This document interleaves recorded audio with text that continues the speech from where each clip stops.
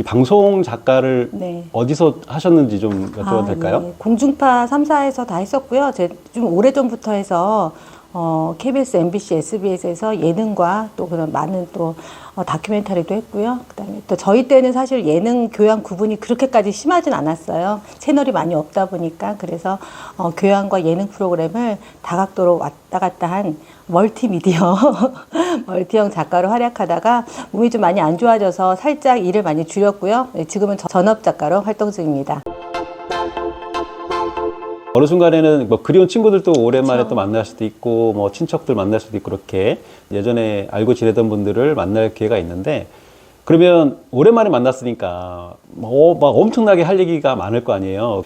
그래도 아무리 친해도 하지 말아야 할 네 가지가 있다고 이렇게 해놓으셨더라고요, 책에. 그거 좀 말씀 좀 부탁드리겠습니다. 분별 있게 말하기라는 내용인데요. 되게 재미있는 이야기인데 사실 우리가 남 얘기를 들어주는데 굉장히 박한 민족 중에 하나가 아닌가라는 생각이 들어요. 그리고 특히 이제 중년이 돼서 아주 오랜만에 친구들을 만나면 그동안 내가 안 만났을 동안에 했던 나의 과업이나 성과들을 자랑하고 싶은 게 인지상정이죠. 그런데 저는 사실은 그 책에도 썼지만 중년을 결정하는 가장 큰 요소 중에 하나는 저는 태도라고 생각을 합니다. 예, 그 태도가 경쟁력이라고도 얘기했는데요. 왜냐하면 그 사람이 어떤 태도를 갖고 있느냐에 따라서 상대방이 나를 대하는 그 방식들이 굉장히 다르거든요. 그래서 저는 많은 분들한테 오랜만에 친구를 만났을 때 혹은 사람들을 만났을 때 절대 자신의 과업을 먼저 얘기하지 말아라 얘기합니다. 그 사람이 날 궁금해 하도록 만드는 거죠. 이런 방법 중에 하나는 그 사람한테 그 사람의 안부를 먼저 묻는 거예요. 너는 그동안 어떻게 지냈고 무슨 일이 있었고 만약에 그 소소한 내용들이나 가족 관계를 안다거나 아내에 대해서 안다거나 남편에 대해서 안다면 그분들은 어떻게 잘 지내고 계신지, 그다음에 가족들의 근황은 어떤지, 부모님은 건강하신지 이런 그 상대에 대한 관심을 먼저 표명하면서 그 사람이 현재 어떻게 지내고 있는지 궁금해하는 것들이 되게 중요한 것 같아요. 자기 얘기만 막 먼저 얘기하면 부담스럽죠. 그럼 당연히 상대도 나에 대해서 이야기합니다. 근데 이때 주의하실 게 너무 가족 자랑, 특히 자식 자랑하는 거, 지양해야 되는 거 당연히 알고 계시죠? 그래서 자기에 대한 그런 것들을 자랑하기보다는 일단 상대에 대해 궁금해하면 그 사람이 나에 대한 이야기들을 궁금해하고 여기서 분별 있는 말하기, 분별 있게 말하기라는 것들을 선택하셔서 내가 해야 될 말과 하지 말아야 될 말을 조금 더 구분하시는 게 좀 좋을 것 같아요.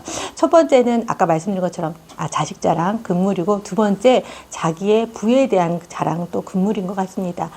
부라는 거 사실은 뭐 자랑하고 싶으면 한도 끝도 없지요. 하지만 이 돈이라는 거 되게 중요한 세상이고 돈이 인생의 전부라고 말하는 사람들도 있고 돈을 굉장히 중요하게 여기는 사회적인 풍토도 있지만 저는 이 중년의 삶을 유지하는 게 돈은 아닌 것 같습니다.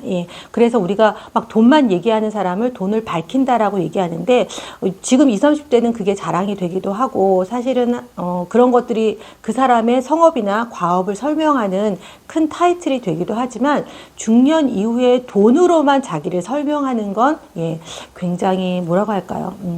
조금 머뭇거리게 되는 거죠. 그 사람에 대해서 돈으로만 자기 설명하는 게 아니라 그 안에 돈도 있는 거죠.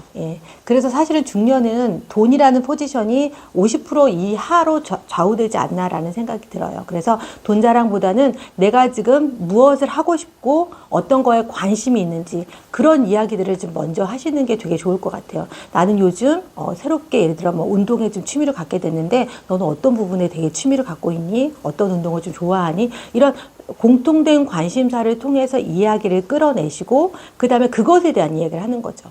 그러면 훨씬 더 제가 옛날에는 되게 체력도 안 좋고 되게 막 그냥 비리비리 했는데 갑자기 얘가 생기 있어야 되는 이유가 뭐지? 너 운동을 하는구나 이렇게 되면서 그 상대가 자기에 대해서 더 관심을 많이 갖게 되고 서로 라포가 형성돼요. 그래서 친구가 더 유지가 오래되는 것 같습니다. 제가 이제 보니까 중년 이후의 친구는 그전에는 학연과 지연이 되게 중요했고 함께 추억을 같이 하는 것도 물론 중요하죠. 제가 책에도 썼지만 친구와 친구 아닌 사람, 친구와 지인을 구분하는 절대적인 그 가치와 판단 기준은 저는 추억이라고 생각하거든요. 그 사람을 만나면 나의 20대 풋풋했던 추억이 떠올라서 그 사람들을 계속 만나는 거잖아요. 대학교 친구들도 만나고 초등학교 친구들은 아무것도 몰랐던 그때 그 순간으로 돌아갈 수 있고 나의 동심이 갑자기 확 솟아서 또 그 친구들을 만나는 건데 그렇게 뭐 동창이라든지 그런 추억과 기억을 갖고 있는 그런 친구 제외해서 뭐 인생에서 이렇게 조금 뭐 성인이 돼서 만난 친구들의 경우에는 조금 다른 이런 매무새로 또 저희가 만나잖아요. 그럴 때는 관심과 취미가 굉장히 중요한 것 같아요. 이걸 또 뭉뚱그려서 저는 취향이라고도 많이 부르거든요. 취향이 같은 사람은 어떻게 되든 연결고리가 돼서 관계가 쭉 유지가 되고 그 관계는 저는 건강한 관계가 된다고 생각을 해요. 그래서 친구를 만나실 때 혹은 새롭게 만나는 친구거나 아니면 옛날 친구도 마찬가지고요. 어떤 취향을 갖고 있고 어떤 관심 분야가 있는 것에 대해서 분별 있게 말하시는 거 되게 중요할 것 같습니다. 세 번째는 지나치게 자신의 현재 고민과 생활에 대해서 너무 많이 말하지 않으셨으면 좋겠습니다. 왜냐하면 오랜만에 만났잖아요. 그런데 한 사람이 일방적으로 자기의 고민을 막 토로를 하게 되면 상대방이 조금 부정적인 생각을 갖을 수 있고 나에 대한 인식도 조금 덜할 수도 있죠. 조금 더 라포가 형성되고 아니면 조금 더 자주 만나고 그때 이야기하셔도 충분히 저는 이야기하실 수 있다고 생각을 하거든요. 자기 고민을 얘기하기보다는 우선은 한번 들어주시는 것도 좋은 방법이 아닐까라는 생각이 듭니다. 자, 그리고 네 번째는 여러분께서 많이 실수하시는 부분 중에 하나인데요. 자신의 단점을 이렇게 대놓고 많이 얘기하세요. 근데 중년은 사실은 어떻게 생각하면 인생의 성숙기잖아요. 성숙하는 동안에 많은 시행착오도 아마 겪으실 거예요. 그리고 내가 어제는 이랬는데 오늘도 이렇게 좀 변화할 수도 있습니다. 그렇게 예전보다 훨씬 더 변화의 폭이 더 많은 게 저는 중년이라고 생각하거든요. 이때 지금 한순간에 내가 딱 들었던 나의 단점을 쉽게 노출하게 되면 글쎄요, 상대가 이 사람은 이런 사람이야 라고 각인하게 되는 효과도 있지 않을까라는 생각이 들어요. 그래서 우선은 내 단점을 이야기하기보다는 자기 자랑보다는 그 사람의 이야기를 먼저 들어주시면서 나의 경우는 이렇다라는 것을 그 상대의 이야기를 빗대서 이야기하시면 좋을 것 같아요. 그렇게 되면 상대방이 훨씬 더 이 사람도 나와 비슷한 고민을 하는구나 여기까지만 거기까지만 지키셔도 여러분이 상대와 훨씬 더 분별 있게 이야기할 수 있고 절제 있게 이야기할 수 있는 그런 툴을 좀 갖추지 않으실까라는 생각이 들어요. 여러분이 사실 이 말이라는 건 제가 중년이 딱 되어보니까 말은 많이 할수록 정말 독이 되는 것 같습니다. 그리고 제가 지금 말씀드린 하지 말아야 될 네 가지는요.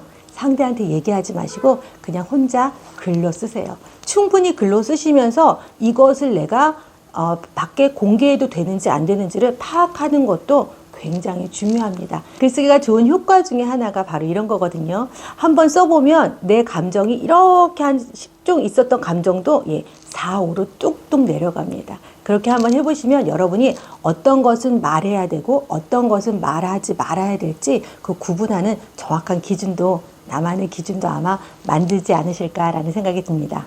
네, 최근에 내신 제목도 불안 대신 인문학을 선택했습니다라고 했는데 이 불안한 사람들이 인문학을 선택을 하면 어떤 점이 좋은가요? 네, 불안은 사실 이제 저의 얘기는 아니고 하이데거의 얘기처럼 그 사람을 설명하는 방법 중에 하나입니다.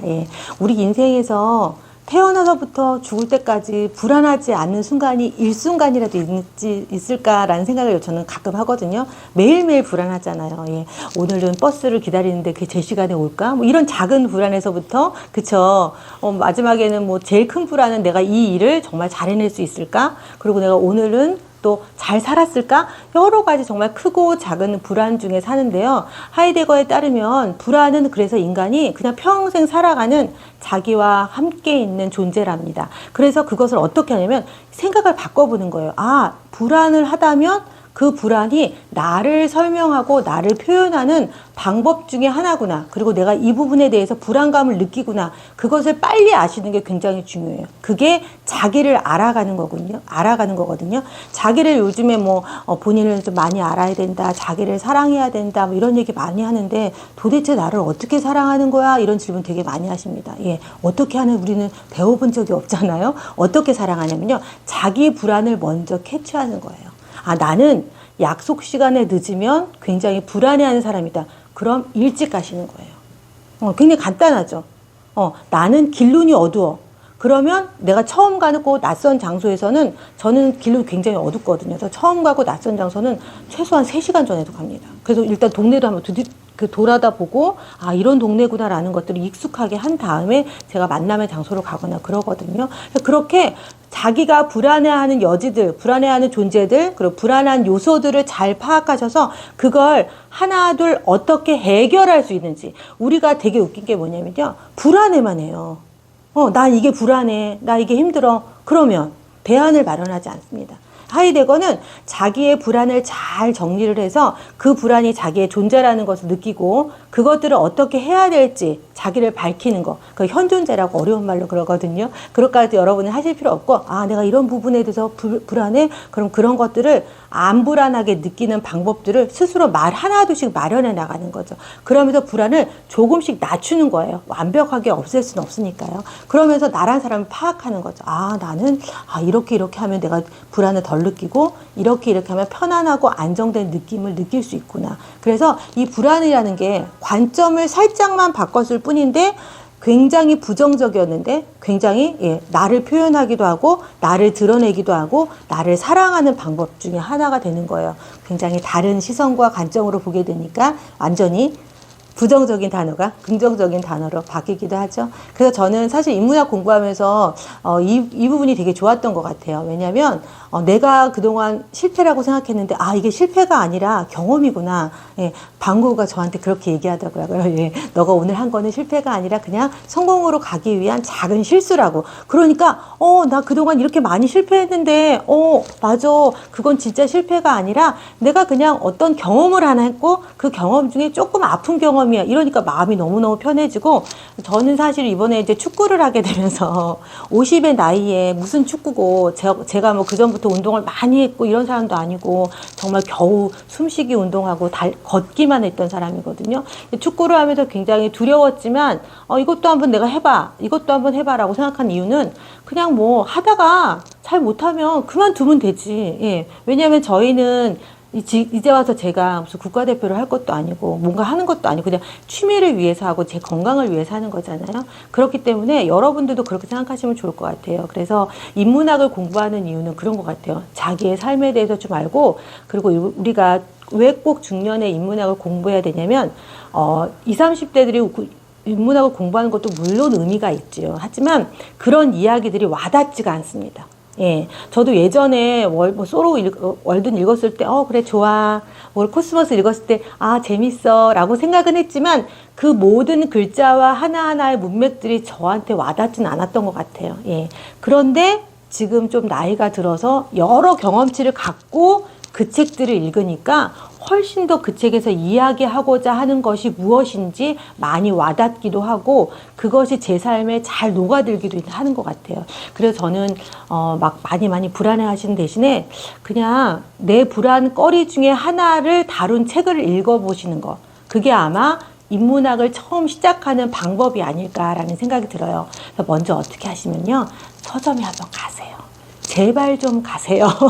여러분이 이제 온라인으로 책 많이 사시기도 하는데 저는 그런 것 같아요. 책이라는 것 자체는 책이 주는 물성이 굉장히 큽니다. 표지를 봤을 때 그 따뜻함, 그 다음에 또 한 장 한 장씩 넘겼을 때 그 사각거리는 그 종이 넘어가는 소리, 이런 거 모든 것들이 독서를 좌우하는 거거든요. 근데 온라인으로 사는 것들은 뭐 그때그때 할 때 하더라도 최소한 한 달에 한 번 정도는 대형 서점에 가셔서 제목만 쫙 보세요. 제목만 쫙 보시면서 내가 거기에서 꼭 읽고 싶은 책들 있잖아요. 그걸 한두 권 한번 고르시면서 내가 이 부분에 대해서 지금 불안해하고 있구나라는 것들을 한번 느껴보세요. 왜? 그게 본인이 지금 고민이 되거나 아니면 문제라고 생각하거나 아니면 관심사거나 그 셋 중에 하나입니다. 그래서 그런 것들을 잘 캐치하는 것만으로도 인문학을 처음 시작하는 방법이 아닐까라는 생각이 듭니다.